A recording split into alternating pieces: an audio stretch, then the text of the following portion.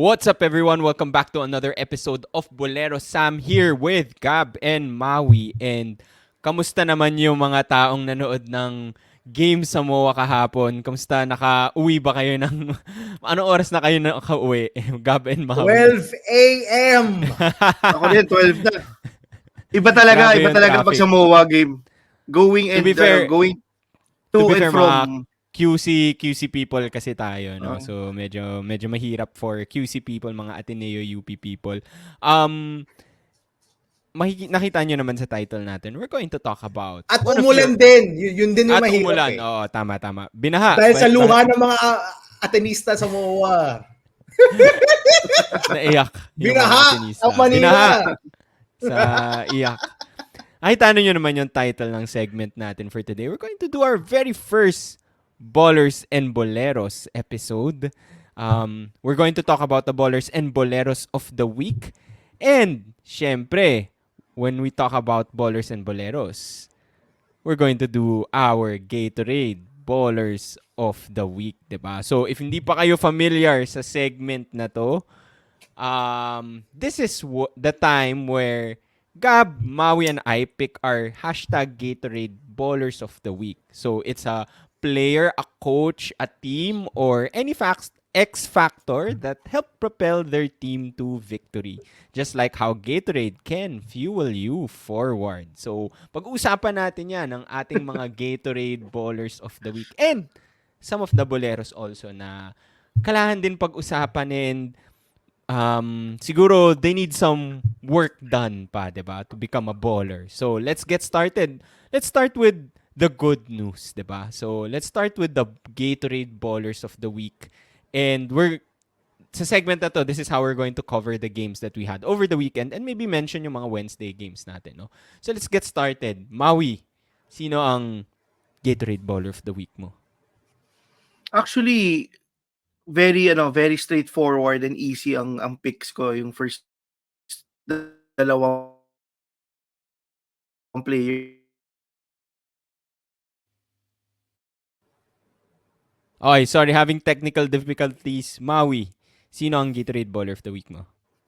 Yeah, as I was saying, grabe yung internet. I think it's the rain also. My Gatorade Baller of the Week has to be the two MVP candidates who are leading the pack for the top teams. It has to be Kevin Kiambao and JD Kagulangan. Hindi ako makapagpili kung sino sa kanilang dalawa. Mahirap. Because actually, I'm surprised, di ba? Kasi all of season long, we've been saying UP, a player from UP has a very slim chance of winning the MVP award just because they will blow out teams and just because it will be hard to rack up numbers. But it's a few games in and JD Kagulangan is racking up the numbers. Grabe. The breakout season is really, ito talaga yung niya, tour niya to get into the pros. I think if he keeps on playing like this, he could potentially get 6 seasons, but he's here. The breakout has come. Yeah. Hindi na sa breakout games lang. I think yung consistency ni JD Kagulangan this season is unparalleled. Without a doubt, without Evan Nelly, in my opinion, the best point guard in the UAAP. As Gab has been mentioning the past 2 seasons, I don't know if he'll be able to rack up these kinds of stats the whole season, but clearly above the rest of the pack when it comes to point guards. JD Kagulangan has been performing spectacularly for UP. I think no off-season pa lang, we saw some glimpses na di ba, na he's coming back as a different person, as a different player this season. I can't imagine, si Gab was already calling him the top point guard and now he's playing on another notch. Di ba? So imagine the gap between him and the next point guard. So JD Kagulangan, I just had to mention si KQ rin kasi I think all season long we'll be mentioning KQ as a Gatorade player of the week. Maybe you guys also picked him. Yeah, hard not to pick KQ every week, 'di ba? Actually, I picked him last week kaya I didn't want to pick him this week, but I'm not gonna argue with you. Kung sinabi mo sa akin na si KQ yung Gatorade Baller of the Week mo, he's been very dominant. He's carried his team, he's led his team. He's definitely on a different level. But I like how you mentioned JD Kagulangan. We have to give him his flowers. Sabi mo nga, Gab has been arguing this the past 2 seasons. JD Kagulangan could be the best point guard. And it's really true this season. I think it's hard to argue kung na hindi against it, 'di ba? These two guys are just on a different level. I'm sorry. I think JD hit like 5 of 6 3 points, something like that yesterday. Casually hitting those 3-point shots. Gab. Not yesterday, pare. No, Saturday. Sorry, Saturday. Nasanay si Sam sa 4 game days eh. Kala niya 4 kahapon. Kala ko 4 kahapon. Oo nga. Hard to argue with those picks. KQ.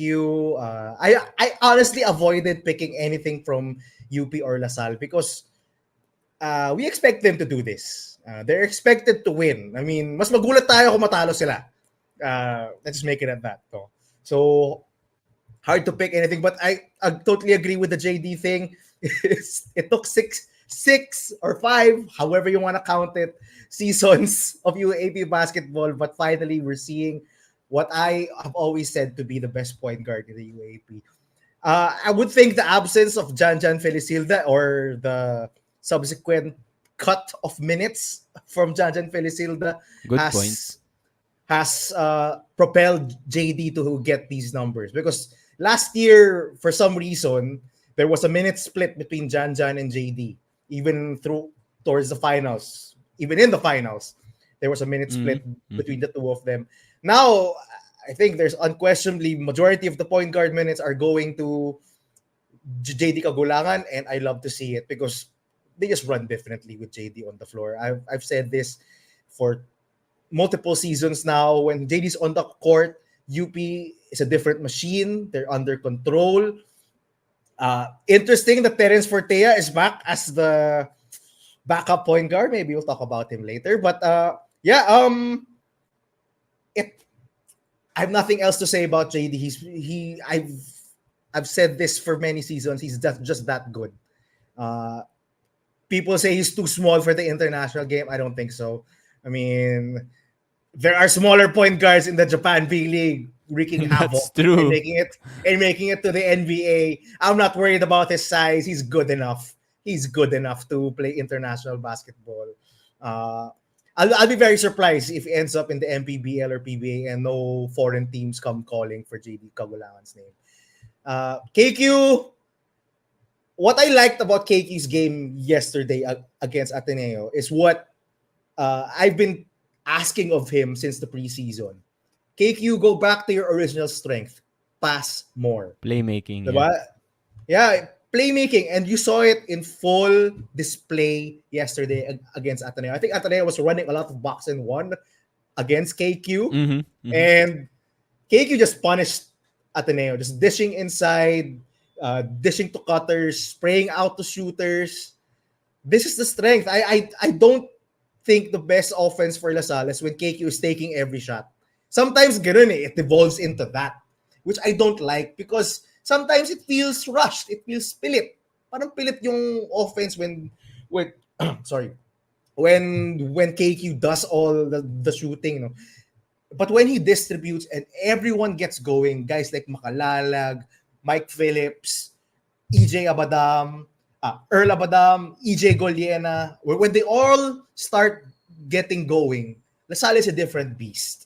I think when KQ really leans into his passing, into his playmaking, they're hard to stop. They're really hard to stop. So yun, I do agree. Yeah, maganda din yung interview kay KQ after the game. He was asked about that and he said given nga yung defense ng Ateneo, the defense that Ateneo was throwing at him, he told his teammates, dapat maging ready kayo to score. I'll look for you guys. Parang ganun yung sagot niya when he was interviewed. So, dun lumabas ulit yung playmaking ni KQ. And that's what you want from like a leader, diba? Hindi lang yung laging give me the ball, I'll take over. He's ready to make his teammates look better then. Okay, Gab. Let's go with your Gatorade Baller of the Week. So first of all, I do want to give a shout out to Gatorade. Thank you for the free Gatorade because I just got it just right after my workout and perfectly there's Gatorade at home Thank you, Gatorade. So, my baller of the week.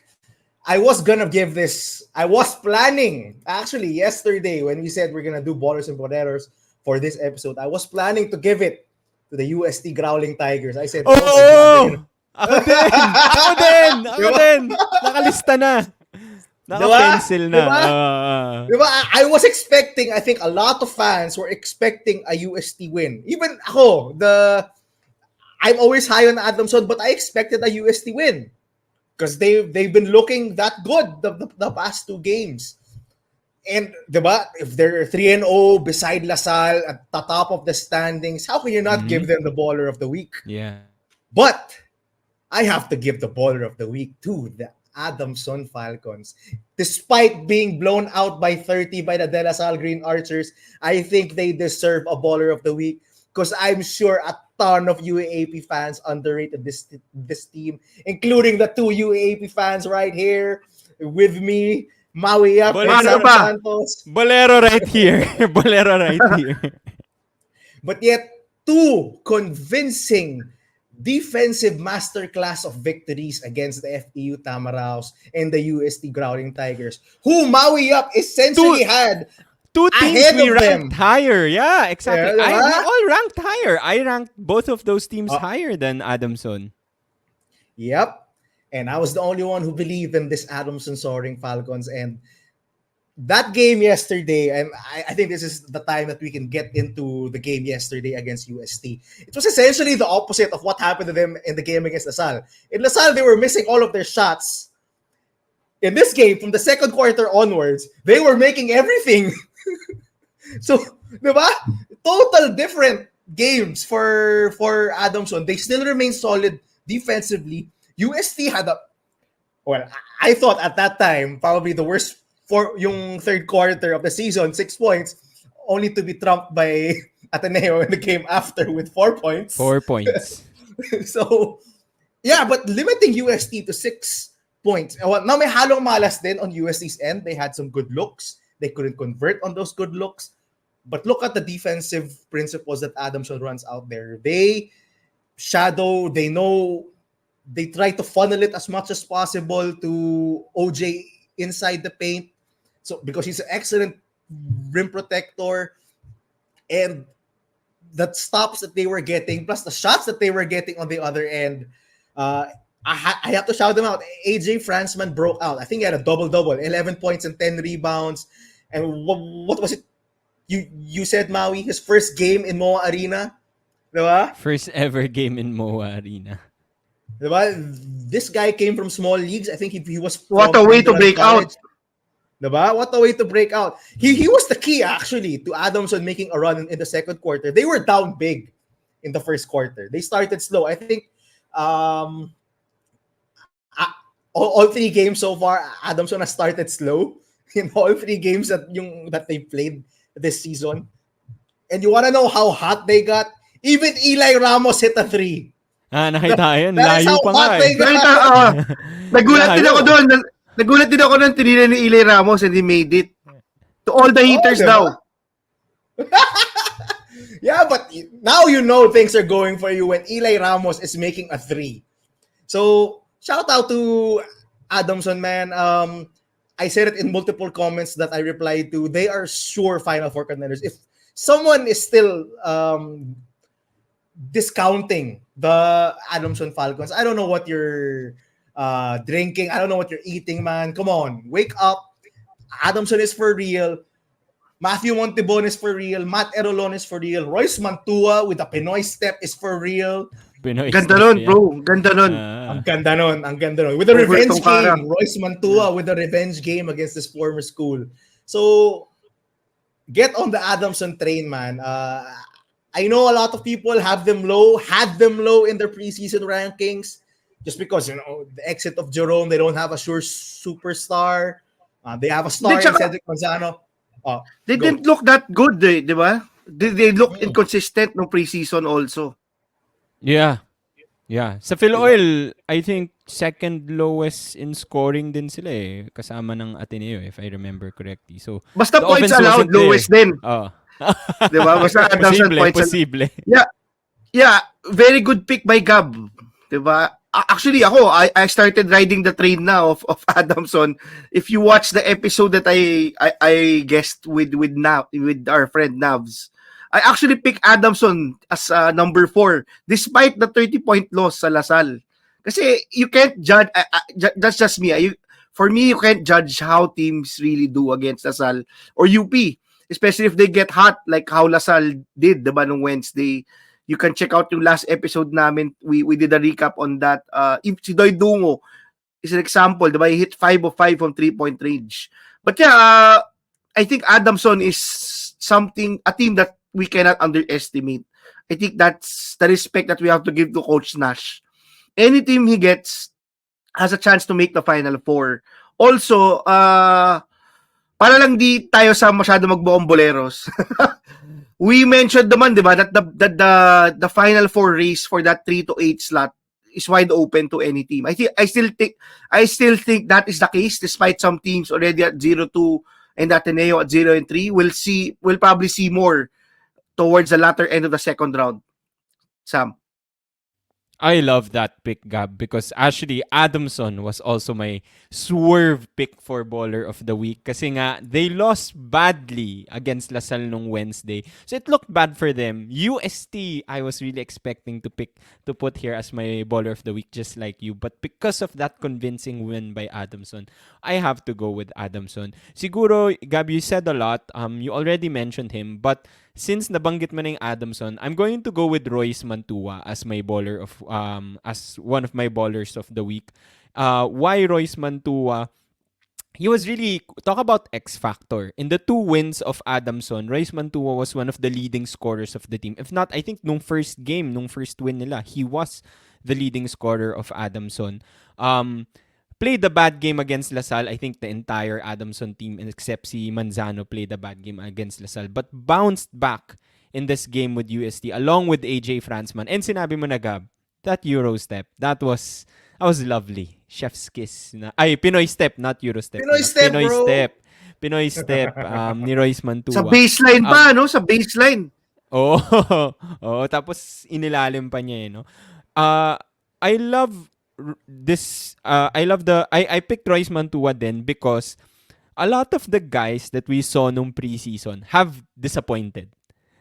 Sabihin na natin yon, 'di ba? Marami tayong players na na-hype tayo nung preseason, guys like si Estacio sa UST, guys na we were really hyped on nung preseason and they didn't perform. Si Royce Mantua was actually very good nung preseason. So he has shown na he can also do it in the UAAP level, and I think that's worth a shout out here. Na-mention mo din si Agent Franzman, I think worth mentioning because this was a breakout game for him. Love the Adamson pick. Go ahead. I do think Adamson does have to make some adjustments. I think a lot of our Adamson subscribers alluded to this already. Why are we still seeing like some Austin Ronzone minutes? Why are we still seeing big Hierro minutes? I mean, or even si Eli Ramos. I'm sorry, but Elolon, Montebon, and Mantua should be getting a ton more minutes. I'm sorry. Even si Royce, they struggle. They don't give up that much on the defensive end, and they really need their offensive punch. All 3 of them. They need them to score. Hierro has, oh my God, how many air balls has he shot this season? Jesus. And Eli Ramos, while it was good, he made a 3 yesterday. He made a 3. Yeah. He made a 3. We all know he's not an excellent shooter. And I don't think teams will be living with Eli Ramos shooting 3s. Diba? He's a good facilitator. He's a good defensive guard. But if he's there for long stretches, it's kind of a detriment on the offensive end. Similar to how Sean Queteves is with Ateneo. So, I don't know why there are still Austin Ronzone minutes. What does he do out there? Cardio? Come Wala on. pa yung isa pa Ronzone nun. Wala pa yung isa. Is he even in the lineup? Si Cade? Is he even there? Parang wala eh. I don't think he's wala. there. Hindi ko pa siya nakikita. Baka nga wala. Oh. So, yeah. Division 1 Bus, Troy Reich 2.0. Yeah, Grabe but to si Maui. honestly, I know it's Coach Nash's style to run a deep rotation. He likes to, parang Yang Yao, di ba? Play all of his players or nearly all of his players. But at some point, you gotta shorten it. You gotta shorten it. You gotta defer to the guys who actually contribute on the offensive end because you need offense. I think that's very apparent for Adamson. They're a solid defensive team, but they struggle on offense. The LaSalle game is a pretty good example of that. So I really think the two Mats and si Royce Mantua should be getting more minutes as the season goes on because kailangan talaga eh. They're gonna struggle offensively and they need guys who can produce offensively. Okay. Let's do quick runners up for ballers of the week before we move on to boleros of the week. Baka meron pa kayong mga picks dyan for honorable mention for ballers of the week. Gab, baka meron ka? Ikaw naman muna. I do. And he was my under the radar pick in the preseason. Terence Fortea, I think is my runner up for baller of the week. My reasoning is he's back in the UP rotation. And as well, granted, there is an absence of Janjan Felicilda in their last game. To our UP subscribers, maybe you can tell us why Janjan didn't play in the last game. Is there an injury? Is he dealing with something? I hope I hope he's fine. But yeah, Terence Fortea for the first two games of UP is back in this rotation. Now, I am on the record in this podcast saying that he will not get minutes. I did not expect that he will take minutes from Janjan or even si kay Raylan Torres because I thought they would just run the same guard rotation as they did last season. Abajano and Kagulangan starting, backed up by Felicilda and either Torres or Alarcon. That's how I thought that they would line up. No? And now, even in the addition of Baila on the perimeter, I didn't think that Terence Fortea would have a spot in this rotation. But, as I said in the preseason, watch out for his shooting because that's a skill that you can bank on. This guy is a deadly shooter. And he's reminded us for the first two games, they can use that kind of sniping from Terence Fortea. He's valuable eh. Sabi nga natin no, for first game, diba? Against Ateneo, he hit 1-3, then 2 threes, then Ateneo started to pay more attention to him. And, and the gravity of his shooting is going to be pretty important. And I think it's here to stay. I think he's here to stay in the rotation. I think he's going to supplant eventually si Raylan Torres and get more minutes from Raylan. I don't know yet about Janjan. That's a bit weird na sobrang yung in his first game, I think 9 minutes lang si Janjan. Then he wasn't there in the second game. But I'm here. I mean, Terence Fortea is back in the UP rotation, and I think that deserves a baller of the week in my... Again, I said he would remind us of who Terence Fortea is because he kind of was a forgotten man last season for UP, along with Cyril Gonzalez. Diba? Both of them were out of the UP rotation. But now he's back. He's healthy. I hope he stays healthy. And I want him to keep on sniping from out there. It's going to be a weapon for UP if he can continue to hit threes on a consistent basis. He slimmed down a lot then, and I think that goes, it shows yung work ethic niya and trying to get back into shape. Maui. Yeah, actually ganda ng pick ni Gab. I didn't expect it Fortea, di ba? He's one of the biggest critics of Fortea, I think, since we started the show. Kudos to Fortea for fighting for slot. I think one of the main reasons, as Gab mentioned, is yung shooting talaga. With a team that has a collection of talent, I think being a specialist, a 3-point specialist, really gave him the opportunity to get back in the rotation. Actually, honorable mentions ko, I have two. I have a lot. I'll just mention this two. First is from yesterday's game. Si JC Makalalag. The whole of season, we were looking for consistent players for LaSalle to step up. I think he's ready to take the next step. He has to get a ton of minutes. I think he's doing a great job. Si Gab has been saying that he's taking pressure off Kevin Kiambao, di ba? His ability to make plays, his ability to drive the basket. Ang ganda ng floater niya. And as we've seen the past few games, grabe rin yung hang time niya, di ba? I mean, that's, I think, one of the parts of its game that's heavily underrated. I think this is both him and Guliena are potential X factors, as I tweeted out on X. I think these two guys could be X factors for Lasal, especially come Final Four time when they have to face UP. But yeah, I never expected JC Macalalag to be that person during the off season. Diba, we were expecting si Ramiro, their panic pick for point guard.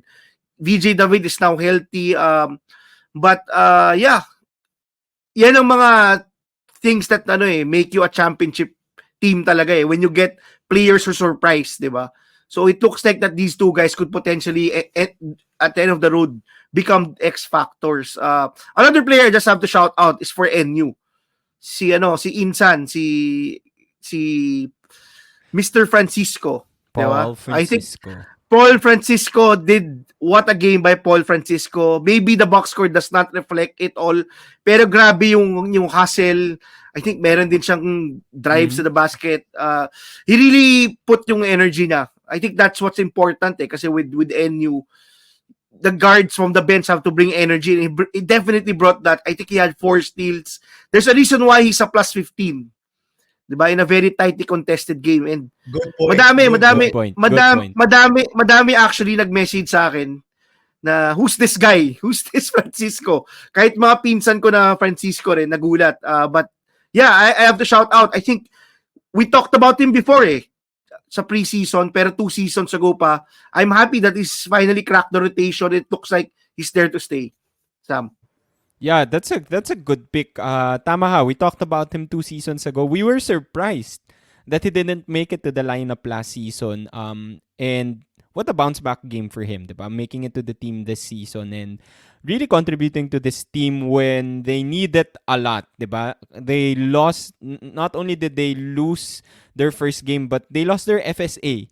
And if you guys remember, the team that lost their FSA last year was UST, and they were the bottom dwellers, last placer last season. So it's going to be a very, very, very tough grind for NU this entire season.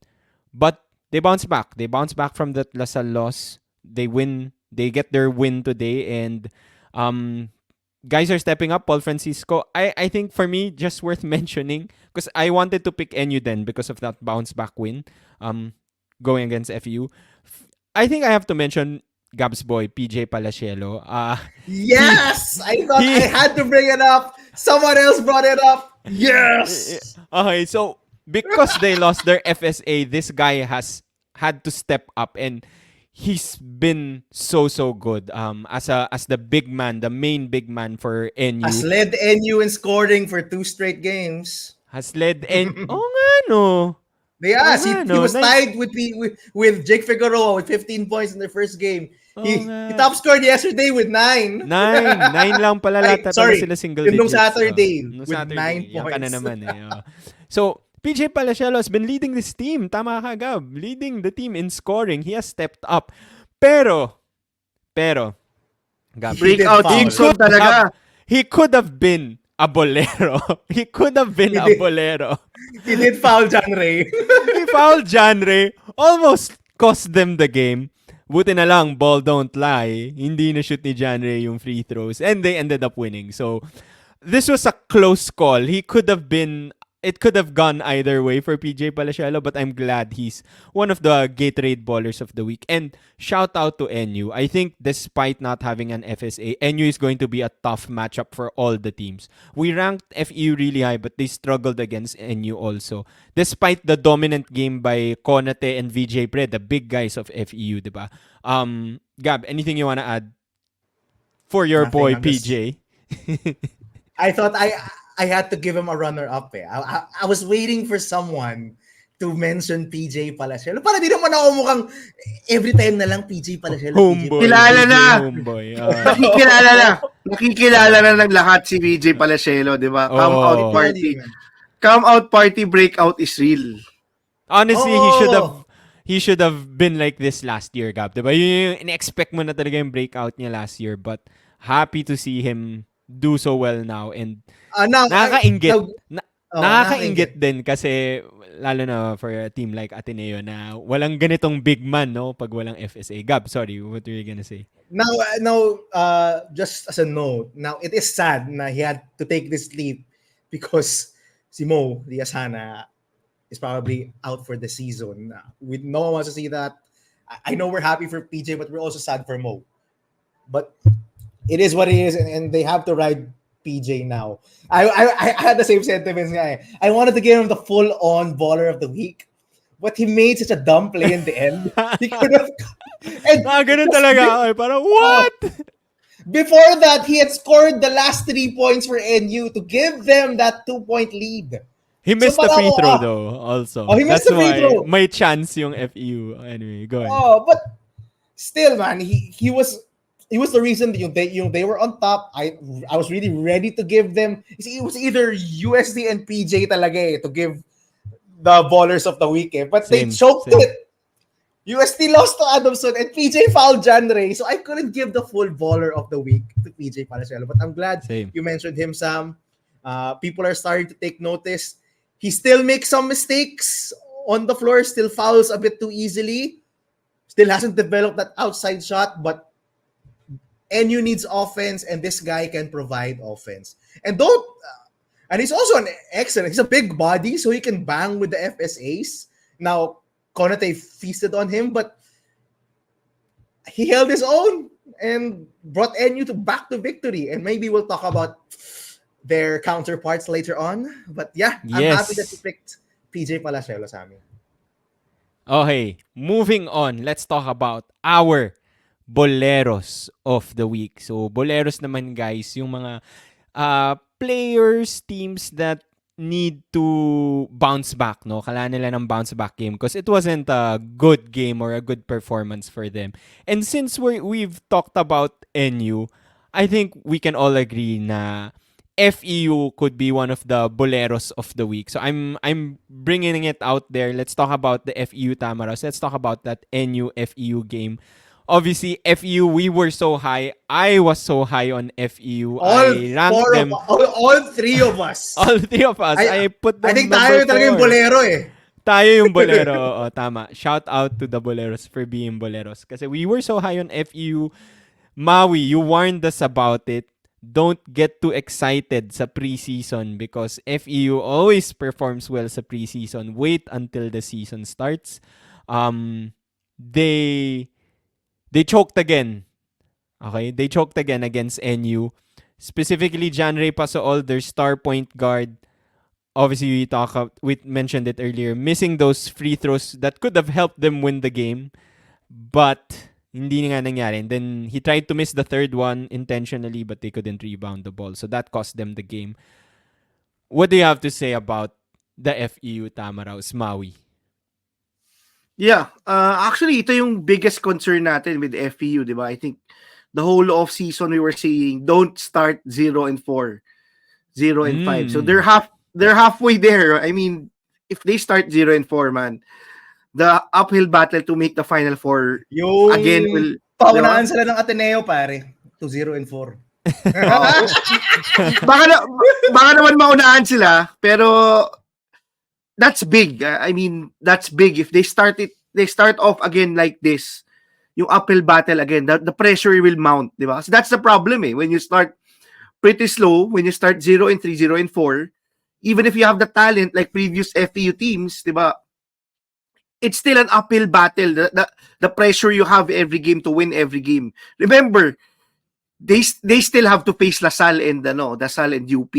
Those two games are basically 90% probably going to those two teams, diba? That's something that I've been saying. The good thing about it's bad that Ateneo is 0-3, but the good thing about Ateneo is they're done with UP and the FE and in LaSalle. But teams like FEU now starting at 0-2 and you still have to face LaSalle and UP, that's gonna be a big thing. I think the biggest thing that they have to work on is yung composure composure nila. I think it's the only reason why Alforque is getting minutes despite him also not being stable. Diba? I think he's a turnover machine. He's been a turnover machine so far. I think they have to ride out maybe Janray so he gets the experience. You can really see the lack of composure of the FEU lineup. And that comes with their age, diba? That comes with their experience. Remember, most of the key players on this team are very young, diba? I think that's where Joric Bautista has to step up as that veteran, diba? For this team. But man, it's gonna be an uphill battle if they don't get a win soon. They have to know to understand how to close out, how to hold on to leads. Sean Chambers is probably very frustrated right now. I'm sure he is. Those 2 games are winnable games. Masakit. But there's still hope. That's a good point. Diba? There's only 2 games, diba? Anything can still happen. Anything can still happen. They can still bounce back. We haven't seen the best of Janray Pasaol. We haven't seen the best of VJ Pre, diba? Si Konate actually could have been actually my Gatorade Baller of the Week if FEU was able to close out this game, diba? Kasi he basically dominated this NU team, especially during the third quarter. Great diba? bounce back game from the first game also. Yeah. I think that's something that we always talked about, keys to success in the UAAP, diba? One thing is having that FSA that's decent or good, diba? And I think Konate is competent enough. We are competent enough to say that this is a huge upgrade, diba? From their previous FSAs, and that Konate is actually one of the top FSAs and a stable FSA. So they have to do better, especially the young guys, especially also si Alforque. I have to shout out. He has to be a veteran. He has to turn the ball over less. My God, Royce Diba? Alforque. Grabe. Ayan na. 5 turnovers. Go ahead, Gab. Go ahead. I'm done with the FEU. Gab, your thoughts on Alforque, FEU, and I also want to hear your thoughts on that horrible 3-point shooting in the first 2 games. Well, for Royce, what are you doing with the cross-court pass na mahina? I mean, it's as if he missed a job. He had a turnover, and then on transition, instead of slowing it down when they had a lot of time, he rushed a mid-range shot. Midi. I mean, Royce, you're Royce Alforque. I think you have to know who you are by now. You have other teammates, Joric, who's made clutch shots before, Janray, VJ Pre, who was having a pretty good game. Maybe you could have slowed it down. It was only a 2-point game. Or was it a 1-point game at that point? Like, I'm sorry, Royce. Oh my God, it does not look good for the vets of FEU. But just to paint a picture for those who weren't able to watch this game, FEU led big twice in this game. They led early on. They were up, I think, by 13 or 15 points. And you came back in the second quarter. They pushed the lead back up, I think, to 12 in the third quarter. They were up for most of this game. 17 pa ata, I think. Oh, yun. Oh. Basta, they were up big. They were up big twice in this game. Actually, when they pushed the lead to double digits in the third quarter, I thought there's no way that they could give this up in the fourth. Until, the shooting is just did them in. They cannot get anything to fall. Just to paint a picture of FEU shooting. 5 points. Yep. 5 points in the fourth, diba? Tama? There were 5 points in the fourth quarter. And through the first 2 games, FEU is a combined 3 of 35 from 3-point range. I thought that Coach Sean Chambers was going to follow our suggestion, maybe to not play Cholo and VJ Pre together, because Cholo only played 3 minutes in this game. There was no news of any injury, or sana di naman injury, please. Sobrang kawawa na nitong ni Cholo Big question mark. Yeah. So whether it was a benching or they just didn't want him out there, or Jedrick now was playing well and Royce Alforque was playing well. Actually, si Royce had a good game eh. Until nung end game, medyo sumakit na ulo ko sa kanya eh. He was actually having a pretty decent game. So, yeah, I mean, in the first game, they just couldn't get anything to fall and they were down big to Adamson. This game against NU was pretty winnable. Up double digits in the first half and in the second half. Within reach, all they had to do was just either get some stops or make some baskets. And I think the make some baskets part is really it's just really what's making the FEU fans and us scratch our heads because they really can't make anything from the perimeter. They need shooting badly. Yung tama ka Maui parang medyo na-scout na tong FEU dahil nga they played so well in the preseason. They played their essentially main rotation in the preseason. I think people know na if they shut down Joric from 3-point range, no one else on this FEU team is a knockdown shooter. So that's essentially what teams are doing. They're running Joric off the 3-point line and forcing others to make plays or shoot the basketball. Jedrick Dawa just cannot shoot yet. He hasn't made one, and Coach Sean Chambers has to find someone. Si Rojan Montemayor can knock down threes. He played a few minutes, but give him some opportunity to shoot. I mean, wala Baguno and Ona, they're not shooters.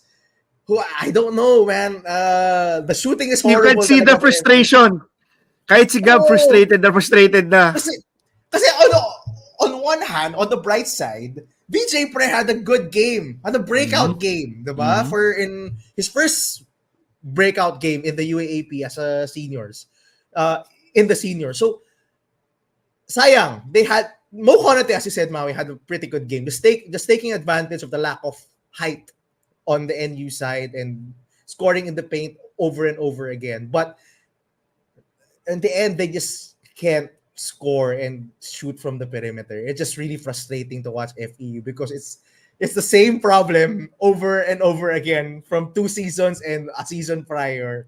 The lack of shooting is really hurting FEU because they have good players who can get to the basket. It's just the spacing is just horrible because no one can space the floor for them. New coach, new team, same problem. That's a good way to summarize it. Moving on, meron pa ba kayong mga boleros of the week na mapipili? Let's go with Gab. I think we would be heavily criticized if we did not mention that the Ateneo Blue Eagles are boleros of the week. They're Currently at in the last bottom. place. Yeah, 0-3. The They're- only team at 0-3. They're at the bottom of the standings. Now we could say na we expected this. They didn't win any games in the Phil Oil and Pinoy Liga. So we could say no, ito na we expected but still they had winnable games. Let's just go to the game yesterday. First half, I thought they played splendidly. They were aggressive, looking for their shots. Spraying it out to shooters.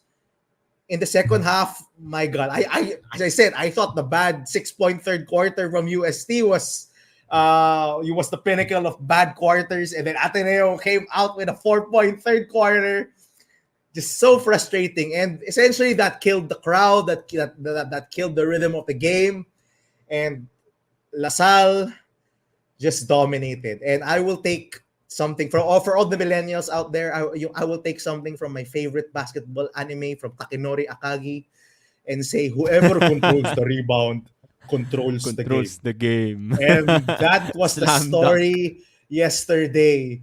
Because 62-38 with 25 offensive rebounds for LaSalle, and you felt it. The way that Ateneo can score, one of the ways that Ateneo can score is in transition, but you can't go in transition if you don't get the rebound. Diba? And that was it. I like the game plan by Coach Topek. Essentially telling their guards, Ateneo's gonna gang rebound. You have to gang rebound there also when you on the offensive glass because they're really small, and you felt it over and over. EJ Goliena, JC Maclalag crashed the boards. VJ David crashed the boards. Second chance points after second chance points were given to LaSalle, and that just did Ateneo in. Even towards the end of the first half, remember that Balogun fouled Goliena, or was it Goliena? I think it was Goliena, diba? Goliena, he made the free throw, missed a second, forgot the box out. Mike Phillips got the offensive rebound, fouled Mike Phillips. Mike Phillips makes one free throw, then they got the offensive rebound again. The three by Lian Ramiro, it missed, tipped in, offensive rebound again by Mike Phillips. That's just Story of the game. story of the game. Yeah. Ateneo just could not grab any of those defensive rebounds, and it really cost them. Now, Ateneo fans have been telling me to go easy on Victor Balogun, but I don't think that will be fair, because we were hard on Mo Fati last season, and we're still hard on Mo Fati even this season. So we have to be a bit hard on Victor Balogun, because Vic, Balo, what are you doing? Just I don't know. Why are you fouling so easily? Why are you out of position every time on defense? Well, why aren't you boxing out first before jumping? I mean, it's just frustrating to watch Victor Balogun right now. He's the only guy who can match up with big, tall and bulky centers, because Kyle Long is not bulky. He gets pushed around easily, and so si Balo is the only guy who can do that, and he's just proven that he's unplayable. Come on. Our best center can't be the 6'4", 6'5" Chris Porter. Jesus. Kudos to Sean Tuanyo for essentially trying to keep them in this game, was being aggressive. I love how long he is to get to the basket, but he's also a guy that I have to be hard on, because he's at 6 for 22 for the season from the free throw line. Like, bro, come on. That's I don't know. That's Enrico Villanueva percentage right there for a throwback, diba? I said in our last episode, I'm afraid it's gonna become a thing. It has now become a thing for the Ateneo community. Whenever he goes to the free throw line, we're all tense. We're all scared, because are you even gonna make two? Yeah, you got us an opportunity to score. Are you even gonna make two free throws, diba? I don't know. Maybe it's what Maui said, that he bulked up, so maybe his shooting has suffered a little bit. Mm-hmm. But Gayahin niya si Kun.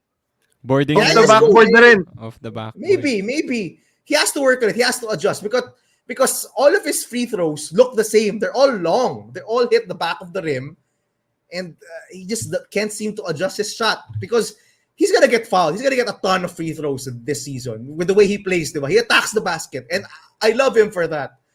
But if you They leave need that. points on the if you leave points on the free throw line, what then? If you're gonna miss both a good percentage of your free throws, bakit ka pa nag-drive to the basket and leave opportunities to score? Because Ateneo needs points. Yun lang. So frustrating for the Blue Eagles. Even Jared Bahay struggled. Of course, we have to mention him. The length, I think, is really bothering him for so far in the past two games. They've put longer guards, longer players on Jared Bahay, and it has shown that it has bothered him. Now, people say he should pass more. I would say look at the assist numbers. He is passing a lot. So, I do think even he should shoot more. Actually, if you look at his numbers, they're actually the same as Fortsky. Both of them are horrible from the field and just rack up assist numbers. So taking a page of Good point. former Ateneo point guard. So it doesn't look good. The only bright spot yesterday from the game is at least it wasn't a 30-point blowout. That's all I could think Parang no of. Phil Parang no Diba? Phil Oil, diba? Grabe yun. Pinoy Grabe yun. and Pinoy Liga, Maui. Remember, both times we played LaSalle in the Yeah. offseason, it was a 30-point blowout. So, at least it wasn't 30 points.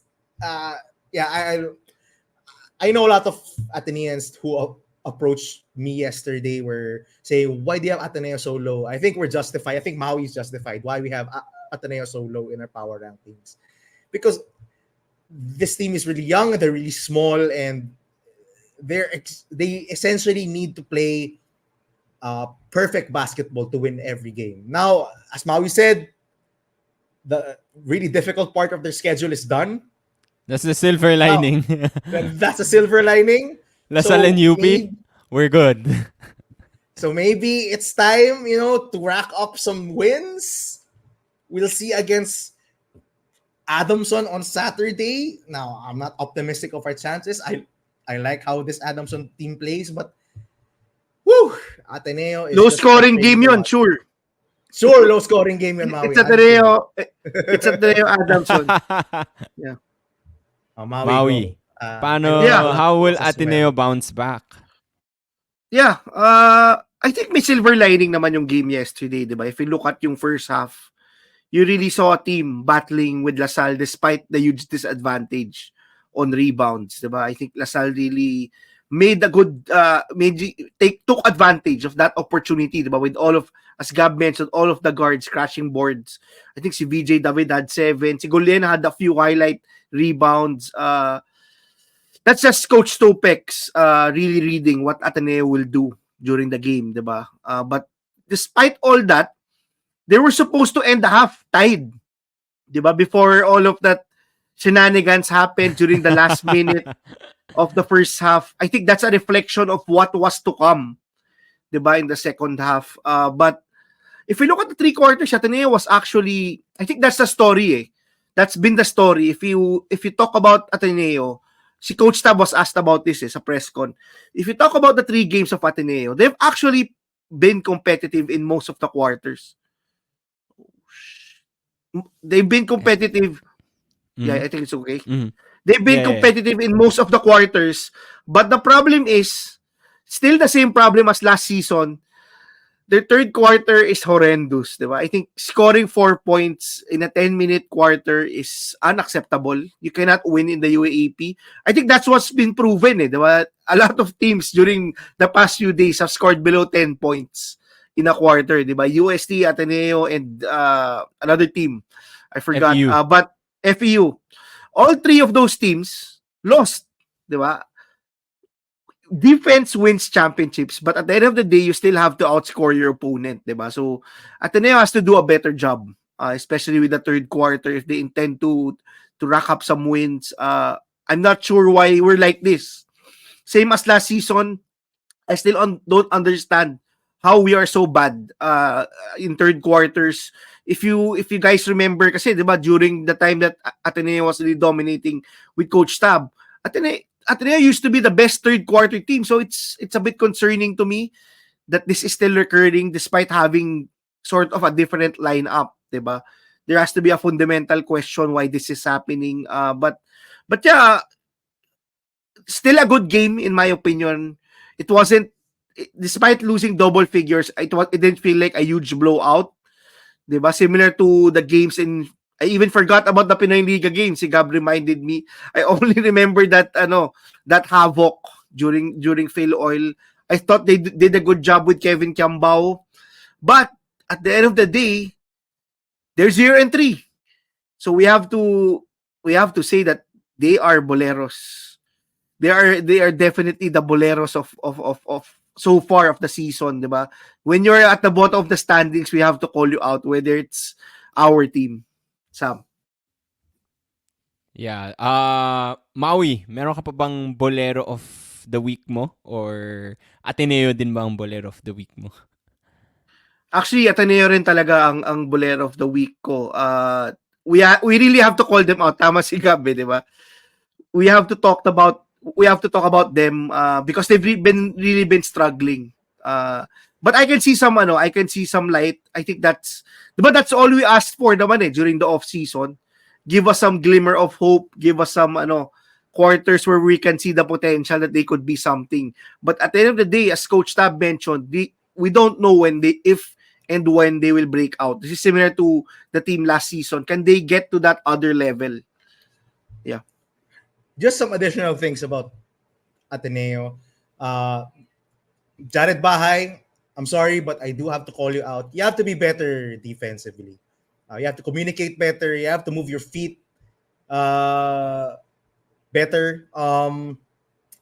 It's just there's a for those who hate on Ian Espinosa. What's the difference in defensive intensity in defense once Jared Bahay enters the game and Ian Espinosa subs out?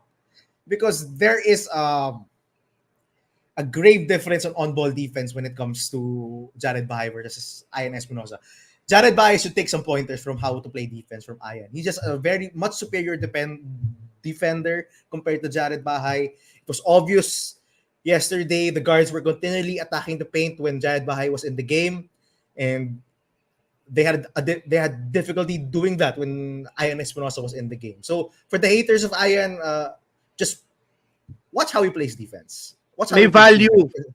May reason talaga why they play Espinosa. I think that's the point. There's a reason why Coach Tab trusts this guy, diba?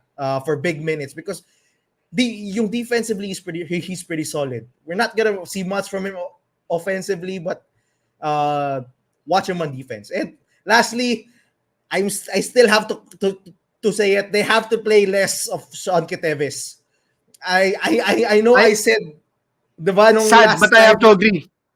Diba? I know he's important on defense. I know how important he is defensively and how much he glues that team together on the defensive end. Pero the offense just cannot function correctly, cannot function as smoothly as they can with Sean Queteves in the game because defenders just sag off him all the time. Just watch how I think it was Golena or Makalalag or David guarding Queteves, and they were just sagging off of him just when he was off the ball. They did not care if he received the ball because they know he's either gonna miss it or he's not gonna even be interested in shooting it. And for most of the time, he's not even interested. He's not even looking at the basket. I don't know. Maybe more of Joaquin Espina. More. He hit diba? 2 threes. He hit two hit 2 threes. threes. That's the type of shooting that defenses will respect. That's the other reason why Jared Bahay continues to struggle and to score because they zone in on him. Spacing. Spacing. Yes, especially when he's on the floor with a Sean Queteves, who's not a threat to the defense. I'm still maintaining that I think they should play less of Sean Queteves. I know he'll play him as 15 to 20 minutes, but yeah, you have to give space to the other guys to create, like Sean Tuanyo or Jared Bahay or Drew Bongo, who disappeared after the first quarter yesterday. So I don't know. I know he's a team captain. I know he's a vet out there, but the lack of a threat offensively for Sean Queteves is really hurting Ateneo. Yeah. Tsaka wala pa si Kun yan, di ba? When Kun comes back, I don't think you should get minutes from Tuano or Espina. I think you should actually give more minutes to those two guys, di ba? So yeah, I agree definitely. It's not naman something new, di ba? When Mike Nieto was the captain of Ateneo, he didn't get naman starter minutes. So maybe that's something that they could do moving forward. Okay. Ateneo, definitely one of the biggest boleros for this week. I'm sorry, Ateneo, but you played 3 games. You lost all 3 games.